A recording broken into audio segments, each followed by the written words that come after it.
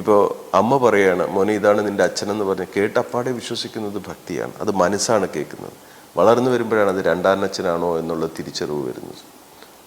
അപ്പം ഇവിടെ ഈ നമ്മുടെ ഇവിടുത്തെ റിലീജിയൻ വർക്ക് ചെയ്യുന്നതെല്ലാം ഭക്തിയുടെ പേരിലാണ്.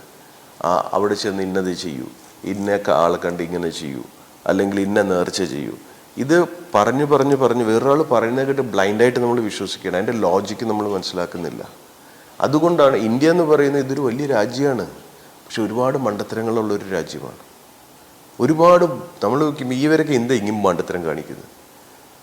ലോജിക്കലി അവർ ചിന്തിക്കാൻ പറ്റുന്നില്ല. ഭക്തി ലഹരിയാണെന്ന് ഞാൻ പറയുന്നതുകൊണ്ട് ഭക്തിയും ബാറി കിട്ടുന്നതും ഒരേ തരത്തിലുള്ള ലഹരിയാണ്. അതിൽ നിന്നും നമ്മൾ തിരിച്ചറിഞ്ഞ് വരാൻ കുറച്ച് സമയമെടുക്കും. അതിന് നല്ല ഗുരുക്കൾ വേണം. ഇന്നത്തെ ഗുരുക്കളോ അല്ലെങ്കിൽ ഇന്നത്തെ സന്യാസിമാരെന്ന് പറഞ്ഞ് നമ്മളുടെ ഇവിടെ കാണുന്നവർക്കൊന്നും